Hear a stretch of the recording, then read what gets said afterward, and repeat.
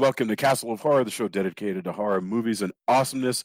This week, we have a very special episode where we are going to talk about two movies, two obscure 1960s horrors that are now available to everywhere. But here's what's special.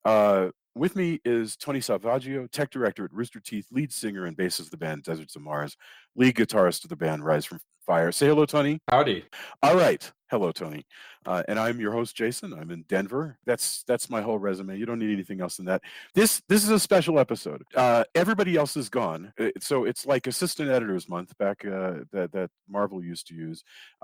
Drew is out. You know, our usual guy, Drew Halloween Man, is out at a conference and he's selling comic books and signing things and having a good time. Julia, the wonderful attorney who is our lodestar and our color commentary, she is off visiting a college with our oldest daughter. So that leaves Tony and I to and we just decided rather than take the week off, because why would you do that? Tony contacted me and he said, "All right, I have an idea. Let's make it a coffee shop." Tony, what was your idea? Yeah, well, I mean, you and I, and for the readers, Jason, listeners, Jason and I used to, when we were pitching comics or just doing our own writing or writing together, would go to Austin Java or Mozart's or anywhere we could find and hang out. Sometimes we'd also just go watch Weird Wednesday after or before at some point in time. So I just thought rather than take a week off and kind of have this, try to keep some regularity, we would pick two movies, bring them to the table and talk about it as if we were back in the coffee shop days of hanging out. Yes. Hopefully people listening to this think that's cool too. We'll let you decide that. But we also unintentionally found two movies that, and the way this had to work is each of us had to pick a movie for the other. Right. Like, I didn't know what you were going to pick. You didn't know what I was going to pick. But right. Go ahead. Yeah. And we picked Terror Beneath the Sea from 1966 and Mark of the Witch from 1970. You can guess Terror from Beneath the Sea, which stars Sonny Chiba and is a co-production. Japanese co-production is mine. Go figure. And Sexy 70s Witch thing that's in Dallas, filmed in Dallas, is Jason. So we really cast the net wide. But both of these movies were available on Prime, and that was also part of the challenge. It's like each of us had to choose a movie that we haven't discussed, and it would be on Prime because that's one that anybody listening to the show has a really good chance of being able to see. Right. And by the way, just to describe Mozart's, in case people don't know Austin, what was cool about Mozart's in the day, and I think it's still true, is it's this like multi-level coffee shop that's built on a pier on Lake Austin, right. And Lake Austin, which is really just a dammed part of the Colorado River, and it's just perfect because it sounds so much better if it's dammed, like cursed. But it's actually literally a dam. On a damn part of Lake Austin exists. It's in the fog. It's not as it's way cooler. It's way less intimidating than that. But it's so lovely, and you could get you'd get your coffee and they'd serve it in these enormous mugs and you just keep refilling it all night long. So they encourage you to just hang out. It was a great place to hang out in the evening because the marina is there, so you'd hear like the clanking of the boat lines and it was just a perfect place. And we must have logged 1,000 hours. Well, we did all the comics. Yeah, I think all the pitches for the comics we pitched was done there, if I'm not mistaken. Right. At least half writing. Yeah. Because it's not 24 hours. So when they cut the hours back, we would go, I think, to Austin Java on Lamar. Yeah. But anyway, that's inside baseball that probably no one really cares about. But Mozart's beautiful. You got to picture, lights on a lake at night and clanking lines of the marina and limitless coffee, and you're sitting in this darkened pier space and just fabulous. Anyway, so so the first film that we chose, and Tony, it was so hard to choose a movie, by the way, I'm sure you're going to say the same thing, but Amazon Prime, you'd think that we were advertising Amazon Prime, but they do such a good job of this, going, hey, here's stuff we think you would like. And it was so hard to choose a movie, because there's so many, and I really wanted to dig deep, but even digging deep, there's still just hundreds of things we could have chosen. What was the other choice that you had landed on besides The Terror Beneath the Sea? I'll have to look. I'll have to look it up. I can't remember because a friend of mine from work, Christine, who we always geek out about stuff from Japan or horror movies and such, recommended it was The Devil's Partner. I found it. You Oh recommended yeah, it. that's right. Because it Yeah. looked crazy. I Yes. don't know. I'd have to see if it has a Wikipedia page, because that's the other thing, is neither of these movies, for whatever reason, warranted a Wikipedia page. So we, Yep. again, like in typical fashion, I think we found obscure films. Not that obscure. I mean, they're on Prime. But Yes. this friend of mine said, hey, you have to see this. I got the DVD, and right after I got the DVD, it appeared on Prime, Yeah. which I'm cool with, because A, I like physical media, and B, that means I can share it. If I dig it, people are a lot more inclined. Maybe they don't want to buy a DVD, maybe they don't have room, etc. But I noticed that share if we do this again, Devil's Partner, that's a 1958 movie, and it stars Ed Nelson, who is an actor that I totally dig. So maybe the next time we do one of our double features, Devil's Partner, we will totally hit. But instead, I chose a movie that was filmed in 1969. You chose one that came out in 66. So these are actually pretty close together and could not be more different from one another. Okay, Terror Beneath the Sea stars Sonny Chiba, and he is a reporter with a very pretty Peggy Neal, who was an actress who did a lot of Japanese movies, because she came from the United States and went to Japan and had a good career. So explain to me the plot, however you want to spin it up, of The Terror Beneath the Sea. Well, it starts as this kind of submarine drama, Mm-hmm. and then you think it's gonna be a Creature from the Black Lagoon ripoff, and then it turns into a mad scientist epic. Yes. With submarines, also with a cautionary tale about nuclear, Atomic waste, and also genetic manipulation. So yes. it is quite the smorgasbord of sci-fi horror tropes. As we're testing a nuclear submarines and torpedoes that are homing torpedoes, we encounter these crazy undersea creatures. They eventually kidnap Sonny Chiba and Ken and his journalist partner Jenny, who's cool, but again, this being the 60s, I really do wish they'd given Jenny a lot more to do. No, I know. Sadly, she's reduced to screaming for Ken or being horrified because she's so ugly eventually, and just kind of every blonde scream queen trope, which is a shame, because it starts out, you think, oh, well, cool, I'm a journalist, there's got to be some, give and take here. But no, she's relegated to a very typical horror role for this time period, which is a shame. It really is, because she starts out as a competent journalist at the beginning. You have these two who are apparently like journalism partners, and they're asking questions. They're on this sort of boondoggle to find out about experimental torpedoes. But then they spot this undersea creature and do a little scuba diving themselves. And you're totally right. When it hits that point, like, hey, we spotted a weird creature, let's go scuba diving. At that point, we become this is James Bond territory. They're reporters, but it's James Bond. It's like, oh, let's take a boat out by this little island where I have some clues that something weird's going on there.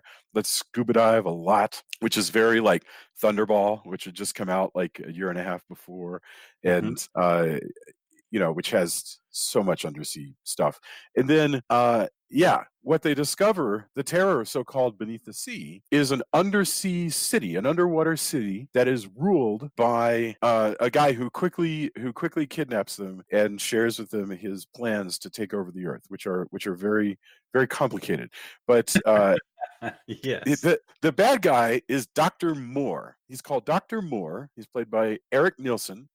And Eric Nielsen plays a Japanese bad. I mean, he's an Anglo actor, but he plays a Japanese style bad guy, which is to say, he smiles wide and he wears big sunglasses all the time, like all those spy bad guys that we saw in all the Godzilla movies from this period. He would be equally, without the maybe the grossness, he would equally be a Harkonnen. He always looks a little greasy, or maybe not physically greasy, but he's clearly enjoying this chance to play a Bond villain. Yes, maybe not. It hasn't been hired by James Bond people. That casting hasn't reached him. Yes, so he's gonna go for broke and play this mad scientist straight up as a Bond villain. Yeah, and it's every way pure. that he can. And this is we really are in a spy movie at this point, because it's a giant underwater base, just like Bond would have, with like sliding doors and lots of glass and chrome. And Dr. Moore's plan is that he has gathered disaffected scientists from around the world, and we'll talk about one of them in a minute. But how best to? He's going to create he says he wants it to be an authoritarian government, or a totalitarian government, that is ruled and kept safe by progressed men, which is to say, somehow he's going to build this future world that'll be under the ocean, and everybody who lives there is going to be transformed into fishmen, basically. Right. But they're not just fishmen. That's where you could stay with just fishmen. They're like kind of Gillmen ripoffs in a way, although they look very much like a Japanese Ultraman monster in the face, and complete with fins that kind of sort of cover up that those are where the zippers are. Yes, they're not as concerned about that because it's a Toei co-production, and people just go, "Oh, that's how suits look." And that's fine. Yeah. They're kind of silvery gray, but they're not just fishmen. They're these kind of chimera beings, and he alternately calls them cyborgs. Yes. Which I wonder. I'd like to see the Japanese cut to see what the literal translation, if that's really the case. But they are genetically modified. There's a whole terrible process that they go to where the skin gets worse and weird, but they can change into other beasts and people. Yeah.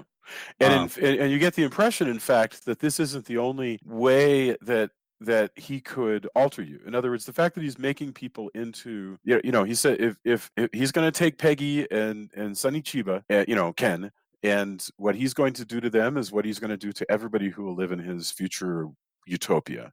And that is, put you in a machine, it will start to degrade all of your features, like your ears melt. They watch a demonstration, and it's actually pretty good, because it's great. Oh yeah, well, the demonstration has all this like time-lapse makeup. Yes. And the makeup's super cool. I mean, it's cheesy. I can see people saying it's cheesy, but for the time, I think they did some really neat stuff, and I bet it gave kids who saw this nightmares. Yeah. Can you imagine if you're a kid and you see this and how it changes people, and thinking that could happen to you? I'm sure more than a few people were given nightmares by this transformation. Well, it's true body horror, right? Because the ear melts away and your feet and hands start covering over with like flaking, basically, which is so gross, right? Flaking and fusing, and then they cut you, once your skin is sufficiently softened up, they cut you open and they swap out your lungs with these like ready-made high-tech fish lungs that they've invented. And it's this whole thing, and by the way, again, what a crazy plan. I, Dr. Moore, which is a boring name, but it must have sounded exotic to the Japanese, I guess. I, Dr. Moore, am going to... not to be confused with Roger Moore, or... Right, for sure. I don't know. Yeah, no, I guess it's pre-Roger Moore, though, right? Well, yeah, but Roger Moore was certainly a star already. Yeah, I don't know. I'm sure it's coincidence. It's just funny. Considering how Bondy he is. Well, remember, by the way, there's an episode of The Saint with Roger Moore. Not making this up. I don't know why I would, but it was the episode of The Saint where Roger Moore pretends to be James Bond. This is no BS. Roger Moore, there's this woman, she's visiting, she thinks, she gets it in her head for some reason that he's James Bond, so he goes along with her and he pretends to be James Bond. And this is like in the 60s. This is years before Roger Moore played James Bond. It's ready-made. Sow those seeds, I guess.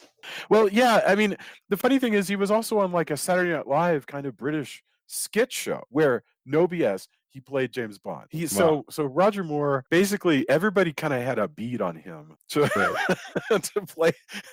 They offered him. Well, no, that's not true. They didn't offer it to him. They thought about offering it to him back in '62, but Hmm. he looked too young. That they felt like he was too baby faced Hmm. for Bond. And when he took the role in '71, he kind of had aged a little bit, although not much. And interestingly Right. enough, he was still 2 years younger than Sean Connery.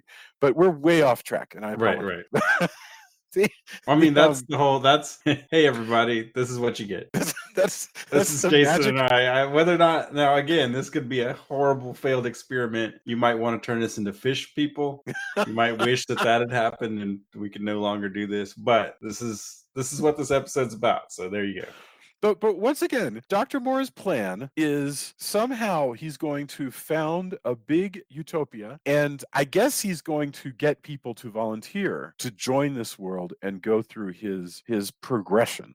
You know that, for being on the under the sea. And in theory, they could do a different version of you if it were like a space utopia or something. Because Right. he makes some mention of the fact that he's altering you based on what The your needs. Yeah. needs will be in the environment. But yeah, you mentioned that they call them cyborgs because they also appear to lose all of their self-control and are controlled through a central computer that a bunch of with technicians run. with clearly labeled do work. Like there's a knob for you change it to work. Yes, You and they change it they to go do some attack. work. Oh, Yeah. they even make them at one point. He's like, check this out, Ken and Jenny. I can make these poor bastards fight. I know they signed up and this is what to do, but watch me make them fight. So if I Yes. want to have a Fishman fight club, here you go. And he makes them like start clawing at each other and attacking.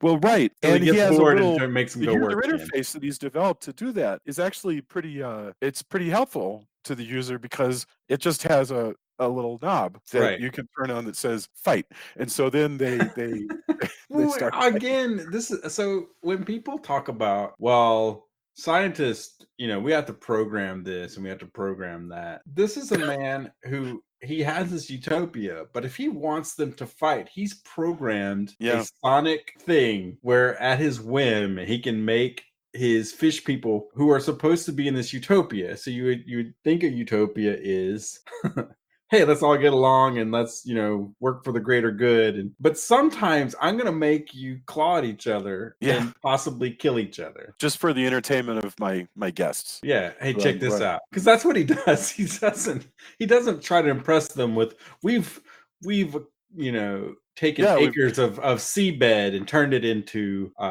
viable foodstuffs, right? Or by replacing them, they no longer get cancer. No, because he's a villain, a black glasses villain, sunshade villain. He's like, watch it. I gave him a fight knob. Click. Look at that. They are unhappy. They're just gonna fight. I need to work again. So he switches it back to work. I guess that's what you do when you're a villain, but it's still it doesn't sell to the outside world the utopia that people perhaps think. This is not Roddenberry's utopia. There's the other strange thing, one of the scientists who's worked with him, like one of his number one guy, like Jack Nicholson says in Batman, is this dude called Dr. Heim. And Dr. Heim, let me see if I can find the guy who plays Dr. Heim. Dr. Heim, Joseph Heim, a very German name, is played by a guy named Mike Deneen, who was another Anglo actor who had a good career in Japanese movies. And he is a wonderful looking actor because he sneers and he has these big sort of bulging eyes, probably a wonderful guy, right? But he has these really impressively scary bulging eyes, and they talk to him and they're like, Dr. Heim, you've been missing. Why are you down here in this undersea utopia? What are you doing? And he goes, I'm working on a world that makes sense. And when he does that, they carry the camera like way above him, several levels above him in this undersea thing. And he just screams at the sky, a world that makes sense. And I'm thinking, Well, I'm watching these experiments that you guys are doing, and none of this makes any sense at all. By the way, Yeah. that guy, we have to watch this, is in another movie that looks great. It says it's available on Amazon called The Golden Bat, Huh. which it says when the Earth is threatened by an evil alien, a group of UN scientists travel to the lost city of Atlantis where they unearth a superhuman mummy named the Golden Bat. All of those words amount to Tony has to see this possibly immediately after this podcast. So, because yeah, hell yeah. But oh yeah, a world that makes sense is let's backtrack a bit. It makes sense to this person, to this scientist, of all the things you could do, to take people, melt their skin, and replace their lungs with whatever cybernetic implants and control them via sonic waves to work or fight each other or whatever, other knobs are there. That's the world that makes sense. A world that makes sense. And to be one of those people, here's the other thing that I know I'm taking this plan more seriously than these guys are. But to be one of those people, there's only two ways that's going to work. Either you're like Jim Jones territory, and they're all like, yeah, for the greater good, I'm going to sacrifice myself and become a mindless amphibian person in service of the dear leader. That's one option. The other is much more horrific, and it's that they're being lied to, and they don't know they're going to become cyborg slaves, which is completely possible. Oh yeah, I mean these villains, I think, and they're also going to tell people based on how they think of it. Yes. Like, look how cool it'll be to swim around, or if you need to go to space, we'll change you like that. We can just swap out the parts. Yeah. No, don't even worry. You'll have free will. Yeah. Don't look over there at the amphibian arena Thunderdome we've created. Don't look over there. You'll totally have free will. You'll think how much better it will be under the sea. And then the other people, they're just going to kidnap and force. Yes, and truthfully, the way that the story is broken into sort of two at this point. There's two things going on. There's Ken and Jenny, who are learning the evil plans and trying to make good their escape, which is not going to be easy because and so since they're the main characters and for no other reason, they're given the tour and all the story and everything, but they're going to be turned into amphibians. Right. And then there's the Navy, which has some really great undersea battles using models and missiles and all of that stuff, by the way, looks beautiful. And it's all the stuff that's in like Atragon, or anytime you see a cool underwater thing in a Godzilla movie, or any of that stuff, it looks like that. So there's cool designs, cool models. One of the models is based off of one of the first nuclear subs. They actually call that one the unmanned one. It's got this like tiger stripe thing to delineate that it's an unmanned sub. But their whole thing is the Navy has to solve the mystery of whether or not they can rescue the journalists, or if the journalists are just dead, and also how the Navy's going to deal with an undersea kingdom that has radioactive waste around it and undersea monsters. Why was there? Forgive me for being. I did watch this movie twice, but I'm so sorry. I don't understand what the nuclear waste was about. Like, why is there nuclear waste there? I think that's part of what they're trying to solve. This utopia probably wouldn't have that, but also it's left there because it's kind of a gauntlet. To get to the base. It's kind of an underwater moat, right? Okay. Right. But it's also where they dump the nuclear waste, and we're supposed to know that that's really bad. Let's not do that to the world. Right. True. Smog monster style. Hey, bad times. As if sea creatures weren't enough. Cyborg sea creatures weren't enough. Here's what's funny about that. 1960. So this is 1966. You got to figure they're filming in 65. In 1964, there's that movie, The Horror of Party Beach, and it also had big drums of radioactive waste. And in that case, the big drums were leaking because this was like the guys doing their nuclear waste dumping were doing it illegally, and they weren't being good sports. Well, these are all in various states of duress as well. Right. Some of the lids you see clearly off there. Yeah, that's truly bizarre. Yes. Yeah. But I mean, what we're seeing is we're finally realizing by this, we've had this atomic age, and then it's become readily apparent that maybe that's not so great. Yeah, Right. right. And that's where we're really getting at. Even though we have nuclear subs, which we don't want to explode because nuclear waste will make them explode. Well, But and that's what the weird thing is, yeah, I mean, it's really more just it's just a prop because it's not actually used. And in fact, when they finally blow up the city, they blow up the nuclear waste too. I mean, right. when because what actually finally happens is the good scientist who's gone down with Oh, they Ken and came and Jenny. captured him. So they send Right. they They send capture him. see Gil what cyborg Gilman for lack of a better term. I forgot what they're called. Are they even They're called by called name? cyborgs. Yeah, they just call them That's the cyborg. most, yeah. But these pseudo Gilman, they You're send to talking about grab one of the other. Professor Howard. Right. I Yes, forgot. correct. Right. Who's in, he's been talking to both the military and these journalists. They all kind of know each other. Yeah. Professor Howard is respected in this field, and they're going to bring him down there because they need more scientists. Yeah. I'm guessing they're also hoping he'll be part of the, well, more scientists means more people for our cause. Right. And clearly there's more to do because right now the Right. only two things that they can order the cyborgs to do, as we mentioned, is work and fight. And that, Right. I think there was another knob. I'd like to see one that's like big band or like all of these play cello. Click, click, and you click it two is over, and there's this nice string quartet. Whoa, okay. You just made that UI make sense. Because if each of the cyborgs has subroutines already, like this is a cello player, this is a prize fighter, this is the person who like fixes the printer, then if I click it over to work, they just do whatever their subroutine says. See, I don't think So it's that. I think it's a universal. He's going to even it out for everybody. So if he wants you to be as almost like sort of communist, I know that that's a broad term, but yes, in the way that a lot of things work, where we have decided that you are now a worker, or you are a yes. fighter, or you are a cellist, and click, click, you are that, regardless of what you did before when you were a human. Yeah, but you were I get that, but I'm saying after they become the cyborgs, because the reason I mention it is because the knob only has one word. It says fight, and the other one says work. So I don't. If I'm a cyborg, it seems like that's leaving an awful lot up to me. Like, who do I fight? Like, how do I work? What do I? See, you're you're thinking way more than the people who made the knob that says work and fight. Because when they turn into fight, all of a sudden everybody, like the two, because there aren't that many of them, right? At this point, the two that are in the room start fighting. It also makes no sense. That's really crazy that would be a thing.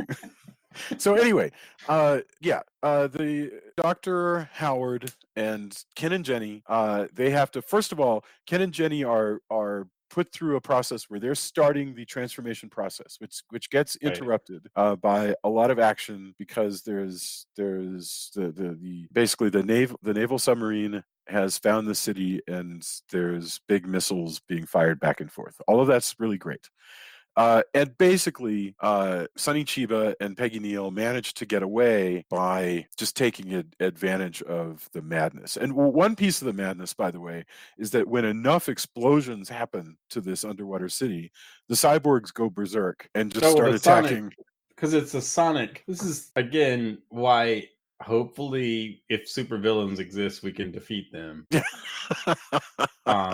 Because they always seem to leave some kind of strange quirk to their plan. Like it's a sonic device, so once those sonic waves start going ape, they're rendered useless. They just grasp their ears. At this point, also though, since Ken and Jenny have been or quarter transformed, the transformation stopped. Yeah. Now, before that, though, there is the very typical, hey, they escape, but not really, because the villain's just letting them wander around the base. True. Which I still wonder why supervillains do that. I know it's been satirized numerous times, but haha, they'll discover my plans. Ego, I guess ego just kills everything. Like ego is every supervillain's worst enemy. Yes. If you can find a villain that can get rid of ego, nobody's got any hope. You're absolutely right. It's completely and played with no irony whatsoever because we haven't discovered that yet. It's just I've given you all of my plan because I want the audience to hear it, and I'm going to let you wander around because I built sets and I want the audience to see them. Right. And yeah, they finally get away. in a really cool rocket that Right. that's the guy was going to use for the bad guy was going to use for himself. It's great, and it's a Well, neat they special effect. start with, they actually bring the naval battle part. So it's got a little bit of sci-fi stuff, which was cool at the time. It's why there's like stuff that's like message from space, or it also very much, correct me if you don't feel this way, but it very well should have been a manga. Yes. Like, I think it feels very much like a cool comic, complete with cutaways and kind of subplots to the Navy part. Oh God, yes. Daring, It could have you gone know, on for like many. we could have seen a lot more of Ken and Jenny, like, comics, basically. Yes. Especially, It, and it's a shame because Sonny Chiba doesn't get a lot of Sonny Chiba stuff to do. He's very yes. much an action star, and you can tell. And there's times where he's duking it out, but he doesn't get a lot of the Sonny Chiba martial arts. He's a journalist, but they've also turned him into a spy. It would have been fine if they would have just had him gone full spy. Yes. Like Like, he was secretly working for the CIA all naval along. intelligence would have been Yes, fine. former naval Um, intelligence, still undetached. Who knows? And, yeah. by the way, Sonny Chiba. Just to note, this is Sonny Chiba in 1966. He looks great. He looks so like young and freshly scrubbed. I'm so not used to seeing Sonny Chiba Right. this like insouciant, just like and he doesn't really do. He has some action, but he's basically just in a thriller here. There's Mhm. this could have been anybody. The relationship is weird, like if I don't think it's like I don't think it's that there's a taboo about this being a cross ethnic relationship. I think they just for some reason don't have time to make this into a romantic relationship, but they sure are close. They're constantly like hanging on one another and Yeah.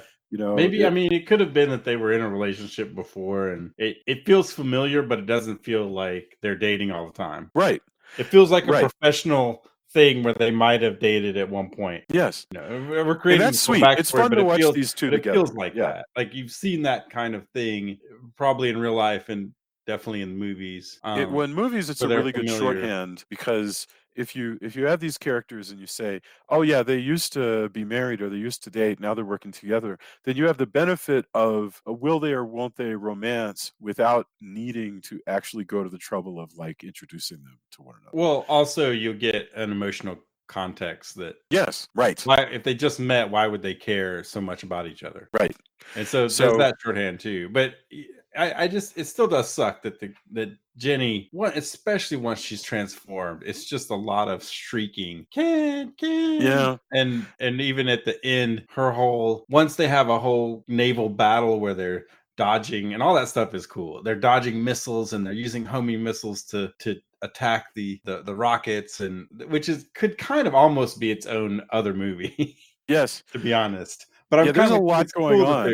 there's that. But even when as they're rescued, she's most concerned about how horrible, the doctor comes in. No, we'll work this out. I'll do what we can. It's just, oh, I might as well be dead. I'm just so horrible now.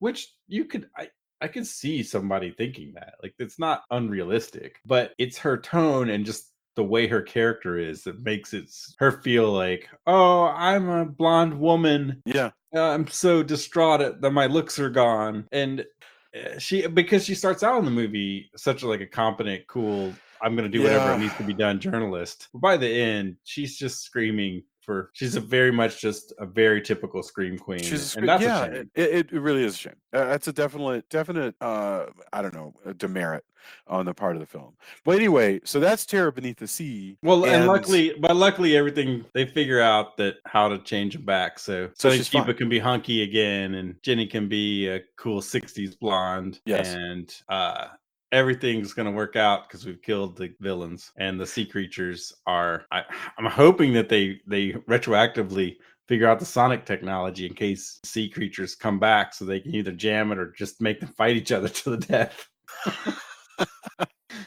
Or worse. um, I mean, if it feels a little unethical, but I guess if 5 or 10 of them showed up, you could make them if you could, do yeah, things. you can see Whatever Peter worked for you. Graves going, I figured out how to make the sonic signal that will cause them to turn on each other, and that's our only hope. Especially if we figured out that like their bites were, if they could make other cyborgs, which is all you would need for them to like start like reproducing themselves and We've making got all a this. whole like when we go, they of course, unscrupulously, they'd probably have them build tennis shoes, or you go to that one, you go to that one not quite Log John Silver's, and it's just manned by all the fry cooks are in work mode, Oh, I like this making plan. fried food, except when the one unscrupulous manager turns it to fight and makes them fight on their breaks in the back alley. There's like nebulous dudes on the sidelines with dollar bills in their hands, or throwing dice or whatever. Fight, fight. Well, don't hurt each other too much. We still have a bunch of fries to cook and Now, hang on a second. fish fillets. In Shockwaves, where the Nazis were coming up out of the water, hmm was there a plan to use them for anything? I'm trying to. I'm no, trying to. well, I mean, yes, they were going to deploy them, but their deployment was stymied by them being that ship was wrecked. Right. So Right. once they were freed, they just were doing, attacking. Yeah. So it was just that those were to be sent onto the front lines, but luckily the ship was scuttled. Right. That was the Shockwaves thing. But yeah, that I don't know. We can only hope that the cyborgs, if there are any left, that they're used for good. But here's what's amazing. That movie, like I said, is on Amazon Prime, right? So Yeah. up until like it showed up on Amazon Prime, this was the kind of thing that, frankly, you might never ever come across. Oh you know, yeah, this goes back to the whole point of this is this goes back to there was a point where Netflix had a lot of weird stuff. Yeah. And I would just dig for weird stuff, and it would, much to Rain's chagrin, my wife, Right.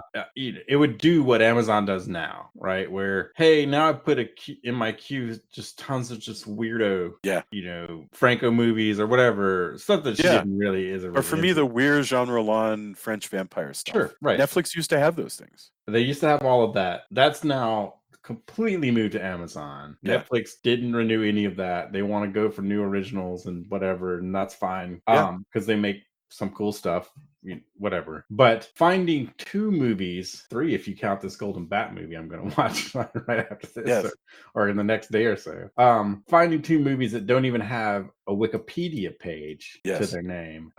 That's the magic. Now, if that ever changes, I'm going to be so sad. And that's why, I don't mind having Terror Beneath the Sea on DVD. Right. Because if it somehow their distribution model goes way south and you just can't get all of this stuff, one would hope it would go to YouTube or something. I don't even know. Yeah. We don't get to do things like this tonight. So what's funny is I was just looking up Jean Roland, the French stuff, and those are only on rental on Prime. So like if you want to watch like Living Dead Girl and stuff like that, Fascination was on. Did that switch back to rental only? Switch back to rental. Who knows? I mean, how they cycle in and out, but I saw Fascination on Yeah. when it was just through Prime. It has that Hopefully wonderful comes image back of the through. I mean, they vampire. just re-released all the Bond movies straight Yeah. up. Those just appeared. They were gone. Now they're back. Yeah. I hope. What I hope always, being a creative, is that whatever makes the most money for the people who created it or their estate or whoever Yeah. is bringing us that's what I hope. So Sure. if it makes them more money to put them on rental, cool in the gang. If it shows up that anyone can watch it if they just have a Prime account and that gets word of mouth out there, awesome. Yep. I think, by the way, what I love about those is one of the things that's going on in Terror Beneath the Sea is that sometimes there's just sort of a freewheeling. Terror Beneath the Sea has way more plot than a typical Jean Roland movie. Those often you literally cannot remember where you are in the movie. Right. It feels like a fever dream, but like a cool fever dream that you want to tell other people about.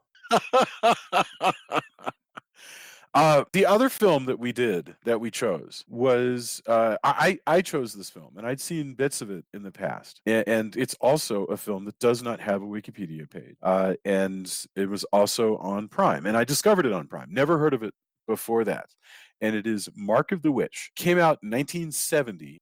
Filmed in 1969, directed by Tom Moore, and that Tom Moore is like a big TV director. He went on, did like episodes of Cheers, basically anything you can think of in the 80s and into the 90s. He's like 76 years old now, and still with us. He became a big deal television director, but this was his I think directorial debut, and some of that skill's there, some of that skill is totally not there, and also, you know what it's like to try to just get a project finished. It was filmed in 1969, entirely in Dallas, and it's a horror movie, and it's about just like Black Sunday. It begins with a witch getting hanged. Somewhere, I think maybe in England, maybe we don't really know because the way it's shot, it's just the gallows, and this witch curses McIntyre, this handsome dude who's been part of her coven, and apparently is like in the back in the good graces of the Puritans, and she curses him and all of his forebears. That someday she's going to get her revenge. And when you Tony, when I I said this is the movie, and you started playing it, what did you think you were in for when you started watching? Because there's actually not a lot about this movie. So I will be honest. At first, I had read it wrong. I started watching Mark of the Devil. Totally different movie. I was like, I don't think this is the one. I'm not seeing the stuff that Jason's talking about. And then started watching.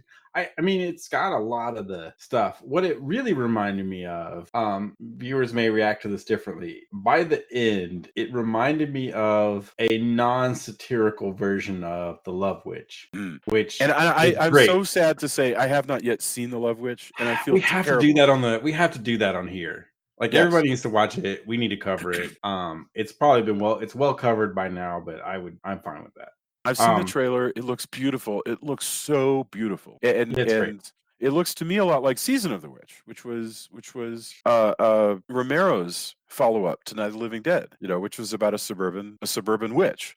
But I can dig what you're talking about. Like, so in this one, anyway, the witch who got hanged, she is, through a madcap bunch of accidental coincidences, manages to be summoned by a bunch of crazy college students. Well, yeah, the whole man, did they lay it on thick to get hip with the kids. Yes. Of 70s. Because they're all into witchcraft because their cool, hip psychology professor wants them to dig on all of the what it's all about, whether it's real or not. You got to let's talk about this professor, because this movie was filmed it was filmed like in and around University Park, SMU in Dallas. Although portions of it are also filmed in Fort Worth at TCU, which is Texas Christian University, and it actually opens up with this thing after the little brief teaser where the witch gets hanged. We punch forward to 1969, and we're just looking at a college town. People walking on the sidewalk and like football stadium and fountains and stuff, and big old finned cars and grooviness. And and the actress who plays Jill is singing this song that's just sort of a weird folky witch song about, I don't know. The term for it's rune they go through. It's ruined by blah blah blah, and she goes through, and just it's this strange acapella. Yes. And it's nice, isn't it? I mean, that acapella song is actually pretty cool. It's almost tuneless, but it's really, it sets a mood. It sets a mood that the movie never quite lives up to, honestly. But that's nice and creepy because they're showing this sort of sun-dappled Dallas college. Anyway, at this college, we meet the main players, and Dr. Max Stewart, the very handsome Robert Elston, he teaches psychology.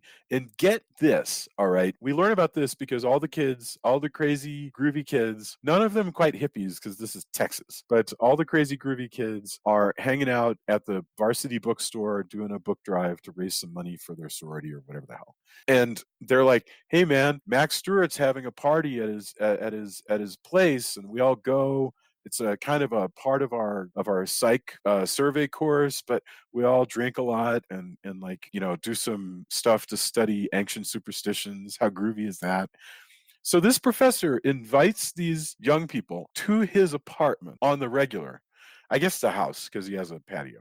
To his house. So here's what I'm always curious when I see something like this. Yeah. Is this screenwriting hip by way of this is how everyone talks? Or is this like the TV version of I don't know, Dragnet or whatever, where you see beatniks who just ramble crap that people have heard. I Because I really feel like it goes either way. When they're talking, it's just it's thick. Yeah. Hey, can you hit me to that psych course? Oh, yeah, Groove Dog. That's where we go to listen to our professor, man. He's really giving us far out vibes about Yes. witchcraft, and even if you don't think it's real, he's going to tell you how psychology works. And Yes. I can never tell with this amount of distance, right? It's nearly impossible to tell. If it's something that, yeah, I mean, this is the same way that memes now are just, this is lit, this is this, any era that's radical, right? Yes. Valley Girl kind of talk at the time. You get some of it during the 80s, which sounds like what people would say in the 80s. And you get some of it where it's a person who has heard some of these things and just decides to add all of them into the blender. Yeah. And I can never really tell, but boy, oh boy, did they lay it on. They If do you can have dig. this groovy 1960s teenage 20 something vibe.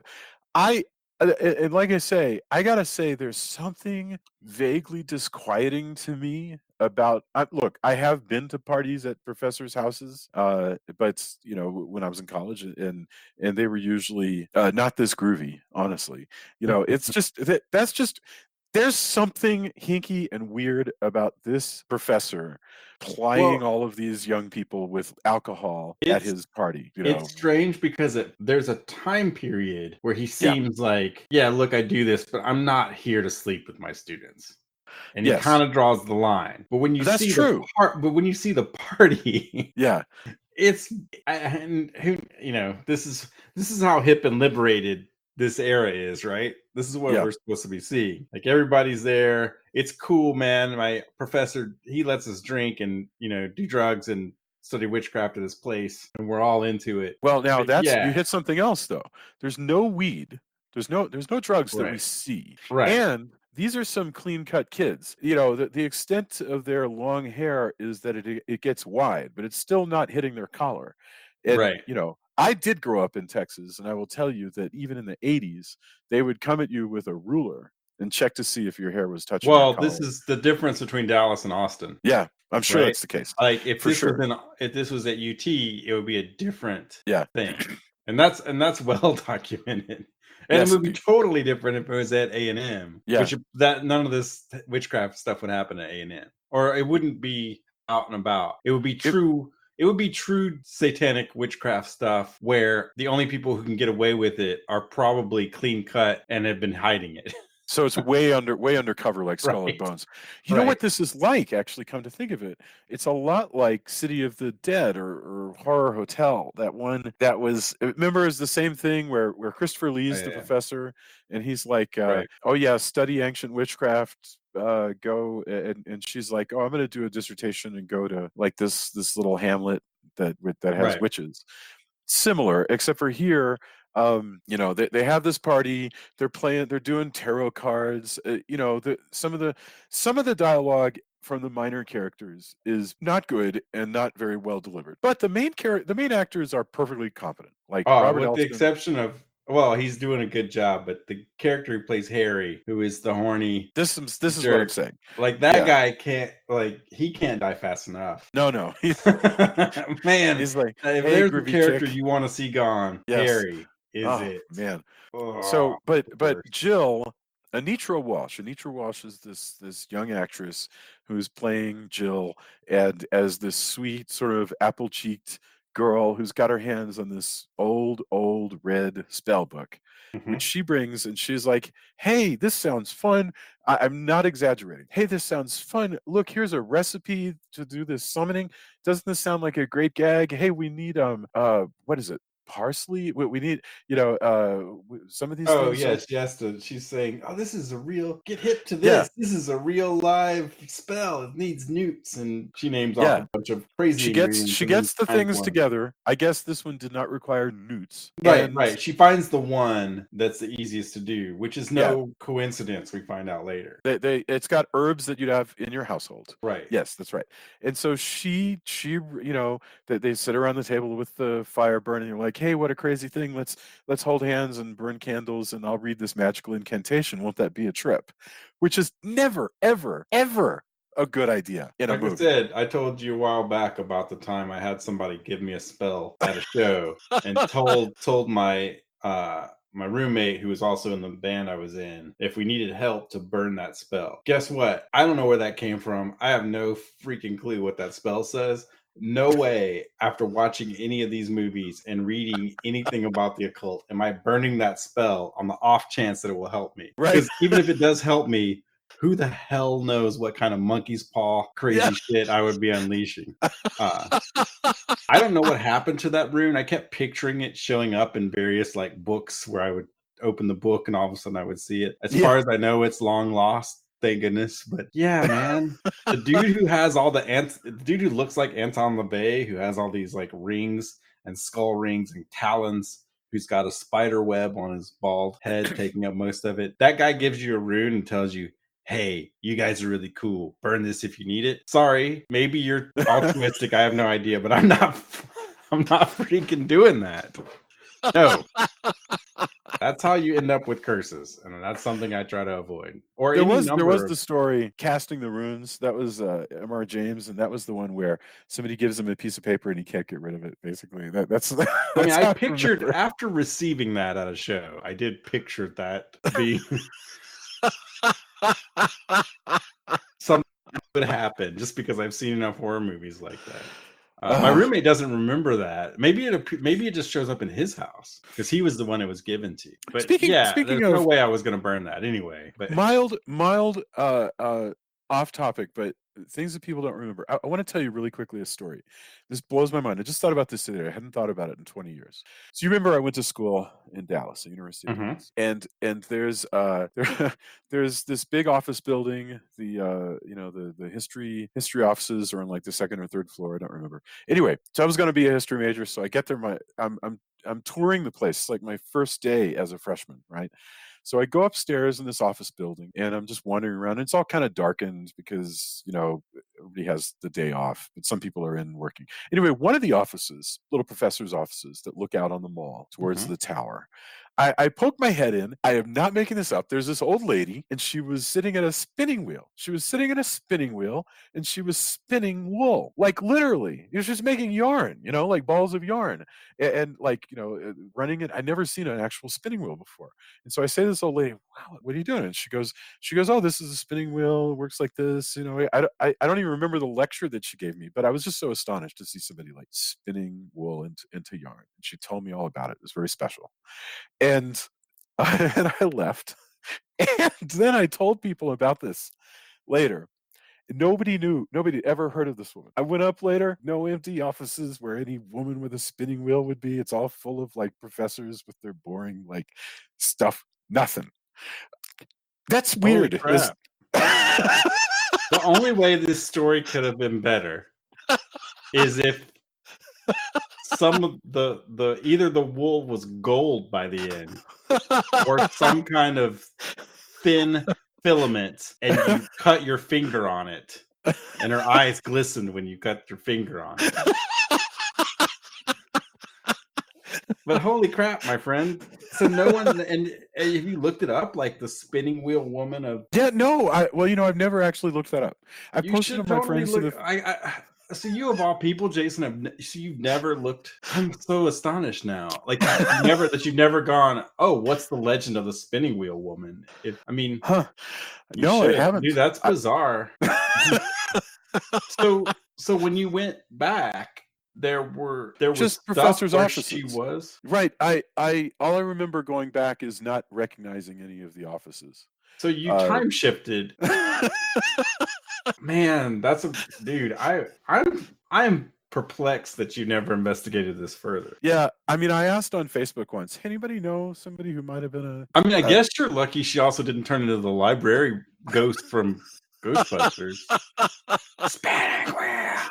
Like I could also go where she spins this rope that she chokes her victims with as she's a vengeful librarian ghost. That could also happen. I mean, it totally, in its own weird way, made complete sense to me. Like, think about it. If you're down on, like, some festival in Austin, and Right. if you're at Manfield Preserve and there's some woman by Manfield Preserve with a spinning wheel, whatever. Just talk to the I woman. mean, I guess she could be a professor, but she wasn't. That's the crazy thing. She wasn't. And this was in the history department, so I guess it wasn't the physics department. Yeah. Wow. I mean, I remember clear as day looking out the window and seeing the mall and seeing the tower. Wow, that's insane. I mean, that's a good story. Thank you. But I am still surprised you haven't. But anyway.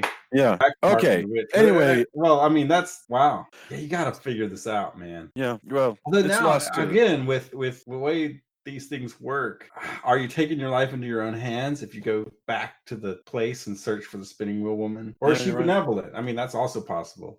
Is this a Mother Maiden Crone kind of thing where she I've never shows heard you of the points of your life, or I don't know. Never heard of a scenario. Actually, it does sound like a Japanese story, doesn't it? Where you walk into a place and you meet some nice people and they give you some soup and a place to stay, and then the next day the soldier finds that there wasn't any cottage there and all that stuff. Sure. Or that there's a different cottage there. That gives me chills. But that's definitely a Japanese story that I've heard. It sounds like Chinese. One day you get shipped a mysterious sweater made of strange wool.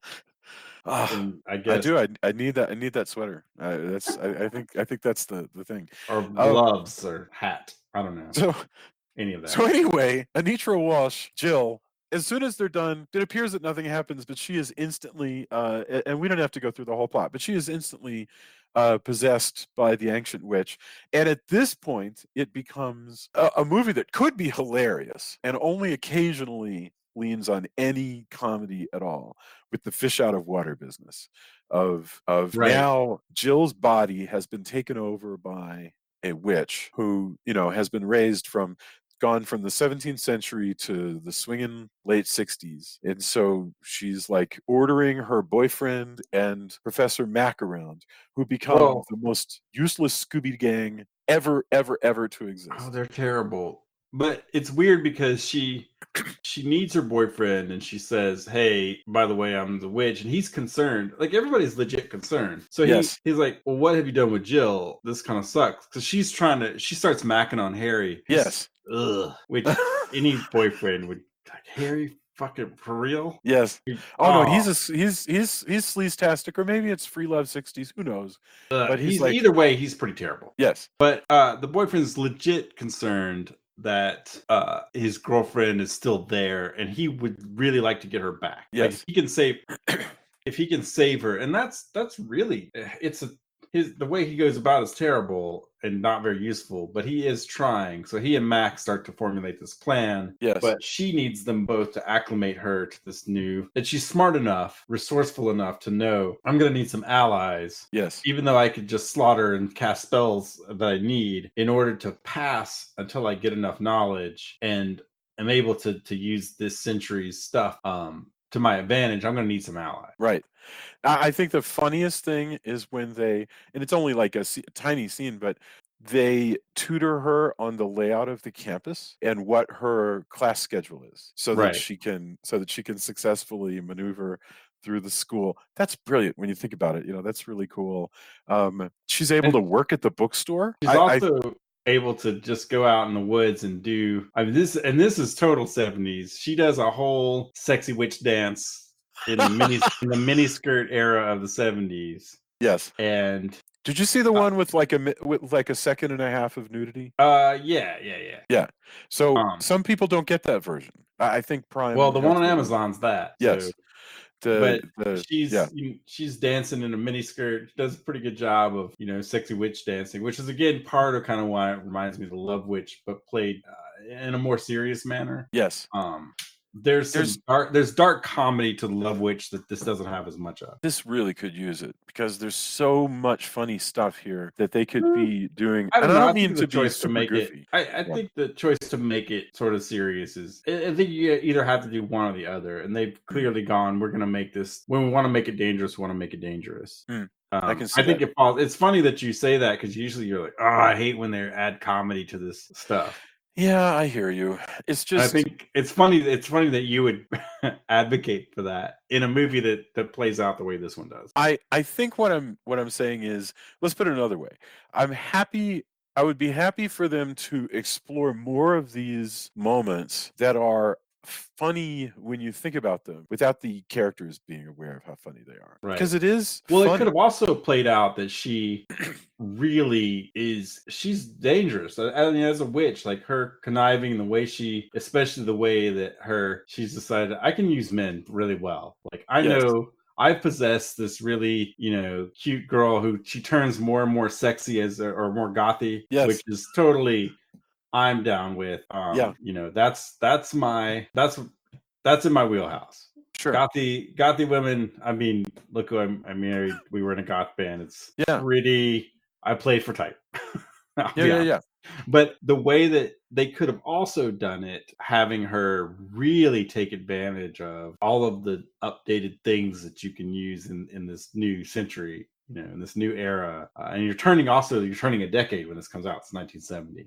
That would have been interesting as well. She's using, she knows that this free love thing is happening, so she knows that she can manipulate this jerkwad so that she can take him into the woods and cut his throat. Oh yeah, she's all about. What's even crazier is she was the head of a coven, so she uses every bit of that. Takes him out in the woods, tells him you think he's going to be a thrall, but she just sends him straight to the devil. Yes, and that's what she has does. Some kind of plan. I never. Chilling. It's very chilling because she makes him repeat all the things where basically he doesn't have a choice. But he basically sells his soul to the devil, and then she kills him. Jesus Christ! So he doesn't get any of the advantages of, oh man, hey, maybe the devil and all, or the devils, as she calls upon a pantheon, will give me some power. She doesn't give him that. I mean, it's Harry, so you don't feel as bad, perhaps. But in reality, if you have any kind of empathy towards people at all, maybe having someone, maybe justice isn't sending their souls to eternal damnation. I don't know. No, it's no. At least not for Harry's crimes that we know of. Which she has to terrorize and sacrifice people who don't deserve it. Her plan, I don't even really want to bother to go into because it's even weirder and more esoteric than Dr. Moore's plan from Terror Beneath the Sea. It has something to do with she has to sacrifice, I guess, 3 people to make up for 3 members of the coven. That I don't know. Mac's ancestor was the betrayer, so he was in the coven and basically just sold him out. Oh no, I'm totally not a witch, but everybody else is, so you should get rid of them big time. Okay, so help me out understanding the ending, because what they do is they know that it's time for her big big ritual. Once she's killed a couple of people, it's time for a big ritual, and I get that they set up a thing that's going to shine a cross at her, which will weaken her. And they also want to get Jill back. Right, and they don't want to destroy her body. They want to. It's an exorcism more than anything else. Yes, but dig this. And they've come upon this, and just they are, like you said, the worst Scooby Gang. Yes. Especially because he's supposed to have all this knowledge, and she alludes to, you should also know what your ancestor does. But he's awful at it too. And double so because he's the whole reason why all these students are even interested in witchcraft. He's they don't even truly. Right? No, for sure. Bad. They actually, to be honest with you, they are taking a pretty leisurely approach to the fact that their possessed friend is out murdering people, and they're just knocking back Guinness and reading some books and chilling out at various and sundry restaurants and bars while they kind of do their research. I mean, seriously, they're doing the equivalent. It's funny. just to wrap it back around, they're doing the equivalent of what this particular episode's inspired by. Hey, Yes. let's just go hang out and talk about this stuff and write some things. But Yes. unlike that, when we needed to actually write things, it was a much more focused Yes. approach than these two guys who go, we need to get Jill back. But, she's kind of coming on to me and being a sexy witch. Well, yeah, I guess witches will do that. Can we commit? Like, well, sometimes we don't want her to kill us. So let's just kind of humor her for a while. Yeah, but she's killing people. Because she takes the other girl. That's true. And they don't exactly let her, but their focus definitely allows for her to be taken. Yes. And killed. There might have been some bit of dialogue that said that they can't act directly against her, but I don't even think that bears out, because when it's time for the big ritual, they're able to act against her. So no, they're terrible. They're truly like, any day now we're gonna drink enough Rolling Rock that we're gonna come across a good plan. And in the meantime, we're not really doing Mary Beth, who's sort of kind of has a thing with Harry, she gets jealous, even though he's just the worst. Yes.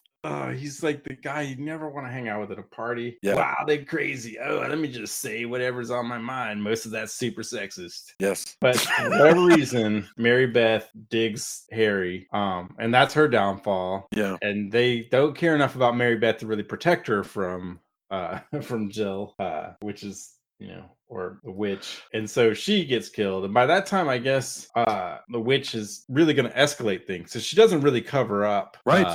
Not at all. Mary Beth's murder. And it's already happened at the same place that Harry was murdered. So also, as my daughter, because I watched this because I'm such a great dad, I watched this with my 14-year-old, and she goes, well, aren't the police going to be suspicious that these two people who were dating one another were murdered in consecutive nights in the same spot? Yeah. So she's at this point, it seems like she says, hey, I'm powerful enough that's not going to matter. And I'm going to be even more powerful once all this happens. Yeah. And then she gets into super sexy witch mode, super witchy, full on robes and everything. Yeah. And it's going to go after them.